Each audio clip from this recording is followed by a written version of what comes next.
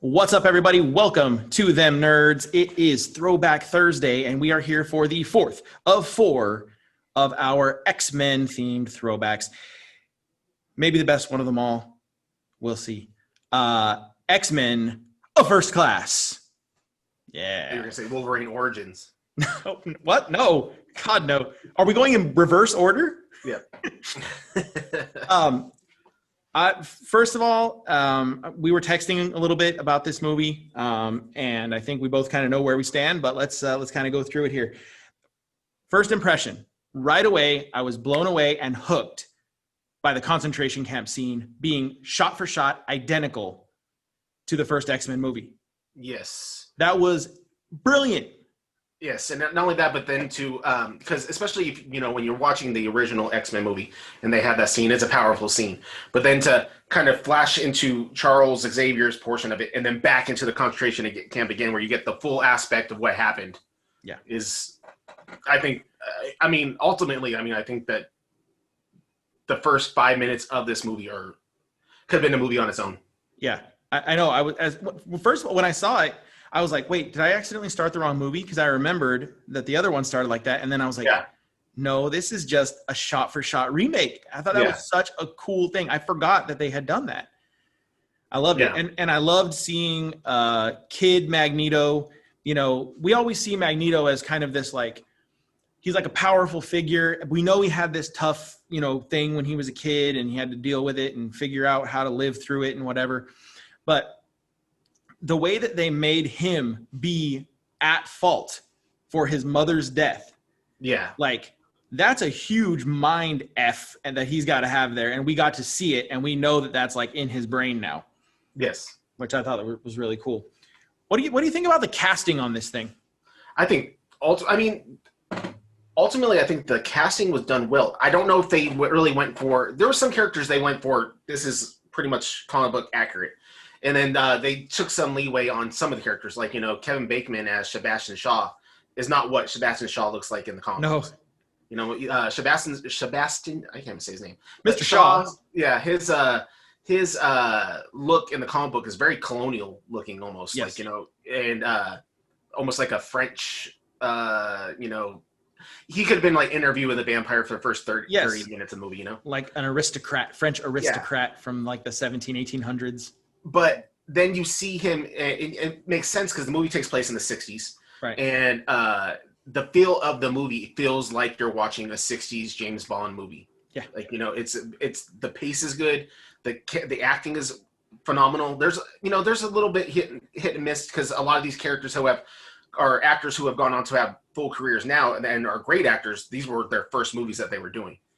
So, and I also thought there were some characters that they, maybe got rid of too soon. Like they could have, shown a little bit more of what they could have done. Yeah. I think that's always going to be sort of the Achilles heel of doing an X-Men film. You have such a broad cast that you can draw from, and it's always a double-edged sword. If you bring a character in, you either have to really develop them or you just have to drop them and they have to be like a background character. Like last week we talked about how it was unfortunate that they had left Nightcrawler out of X-Men The Last Stand, X-Men 3. But it's like, they either had to like really keep going with the story or drop it. And they had to spend so much time on Jean Grey, being, Captain Ho that, they didn't have room for Nightcrawler. Yeah.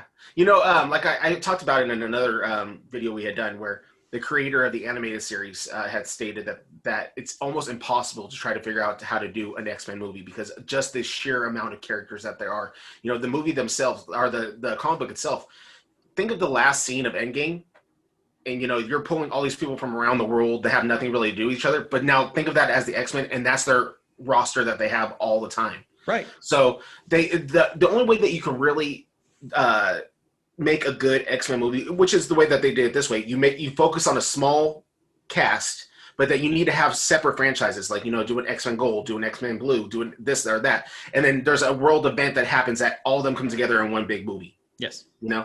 But that's why I think that this was so good because you actually I don't think it was one of the longer X-Men movies. And 2 hours yet they really give you a chance to learn who the characters are. Yeah. I definitely felt like I made a note to myself here. Like, I loved young Charles Xavier. I thought like it was such a cool little thing to see him like in the bars trying to pick up on girls, being like, "Oh, did you know they wear mutants?" And blah, blah, blah. Like, it was great.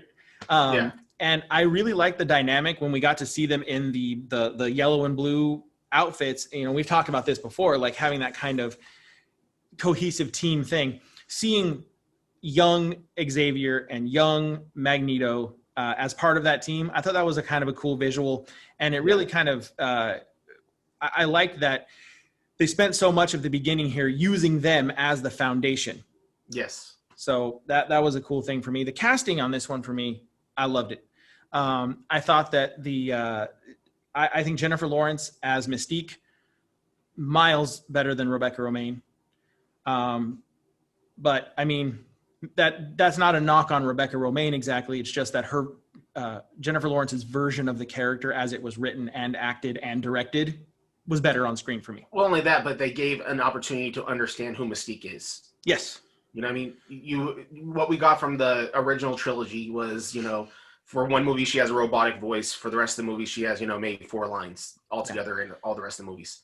You know, and this one is like actually building up the idea that she is ashamed of what she is, yet also proud of what she is at the same time. Right. Which I also thought made a really cool dynamic. I don't know the actor's name, the guy that played Beast. Nicholas Hoult. Nicholas Hoult. I love the dynamic between him and Mystique, where Mystique loved the fact that she had powers, but she wanted to look normal. And, you know, Hank was just like, no, I'm going to just turn myself normal. I don't like what I don't want to do any of this, you know? And the idea that they were both blue and they were both dealing with like their freakishness or whatever. It was a cool dynamic. I like that. You know what? I wrote down a note here. I would love to have seen a spinoff of this, a whole movie of Magneto hunting Nazis. Oh yeah. Just like walking around the globe being like, you're dead. Yeah. Nazis. I mean, you can't everybody get hates Nazis and you should. Yeah. So the thing about it is that like you said, the casting, you know, Michael Fassbender playing Magneto is, when you see Ian McKellen playing him, that's Magneto to you, even though he was already really old when he started playing it. Yeah, you can believe the idea of the transition that this is the same character, and I like the idea of how do we get to where Magneto is now in the original trilogy, where he's, you know, has such a hatred for mankind, and it's summed up at the very end of the movie when he's about to kill Sebastian Stan, and Sebastian's like, you know, we can create a world, not Sebastian Stan, Sebastian Shaw, we can create a world just for for mutants. You know, it's like, this is, you know, get rid of all of them. We can pump the whole world with radiation. We'll be fine, and we'll get rid of all these people, all these other people. Yeah, and Magneto says, I like your idea. You know what I mean? Like he's fine with that. Like, I'll run with that idea, but you're just not going to be around for it. Right. Yeah. That sounds like a great idea, just not with you. Yeah. Coin through the brain. Yeah. Which is like, I mean, that, how you said it's a shot for shot thing, the idea of watching the coin fly through the air and like slowly go into his head, and then also jumping back and forth from him to Charles Xavier, where Charles is actually feeling the coin go through his head the whole time. Yeah. It's like, it's pretty awesome. Yeah. Great movie. Yeah. Great movie. I love the Logan cameo. Yeah. You know? Hey, my name is Charles Xavier. Go yourself. Yeah. Okay.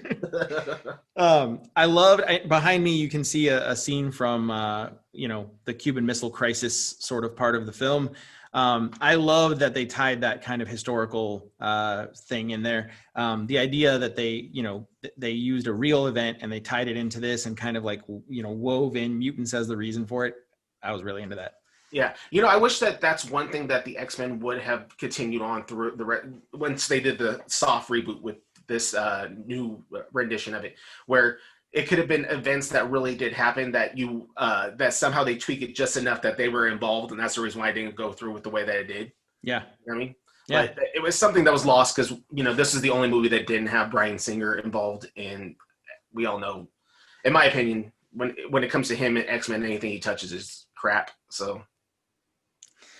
Well, he has many of his own issues. Anything he touches is crap or underage. Yeah. Allegedly. No, let's face it. Guilty. He's Bill Cosby.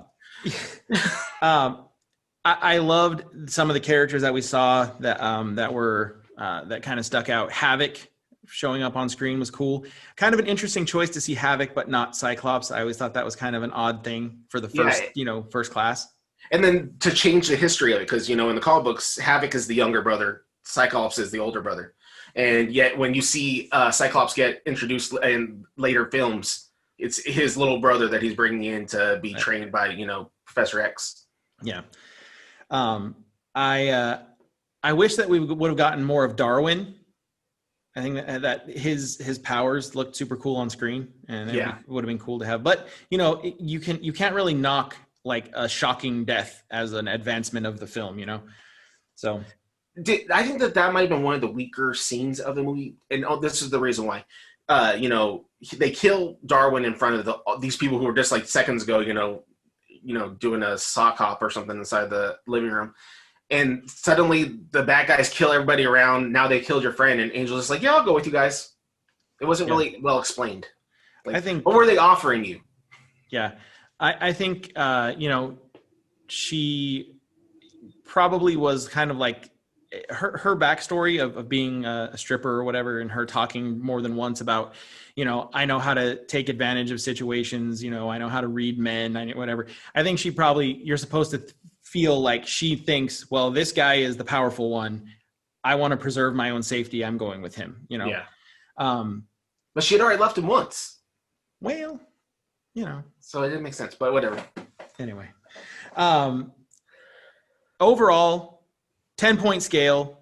10. 10 out of 10. Yeah. I think the only shaky thing was for me, I'm a big Emma Frost fan also, and I really I don't feel that it was acted well. I don't know if that's the right way to say it. It wasn't that it was acted badly, but it was very robotic to me. You could have switched her out with a robot and had the same amount of feeling. Well, she did kind of remind me of a fembot from Austin Powers. Yeah. Why did she wear those clothes everywhere she went? She's in Russia at a military installation, and she's dressed like she's going to a sleepover. I think I did enjoy that part of it, just because if you are a big X-Men fan, like, Emma's always the one who's like not dressed appropriately. Like, she's dressed like that at a funeral. You know what I mean? Like, it's just like, she's never wearing an attire that should be something that anybody would go out in public wearing. You know what I mean? But I also didn't quite understand that when she turns diamond, why her clothes turn diamond. Same reason it would just be diamond with a dress on top of her. Same reason in X-Men 3, Wolverine's clothes were magic. That's true. They were like, oh, that was an extra $40 if you wanted us to do that. The magic of film. Anyway, yeah, I would say I'm going to give this a solid 9. After rewatching the original trilogy and then seeing this one, no matter what I scored the other ones, this one is definitely well above it. It actually, I'm excited now to go back and watch. I don't know if we're going to do them on here, but I want to go and watch the rest of the updated films. So 9, solid 9. I know. It always ends with a terrible rendition of Phoenix. Yeah. All right, ladies and gentlemen, did you like this movie? When's the last time you watched it? Tell us what you think. Who was your favorite character?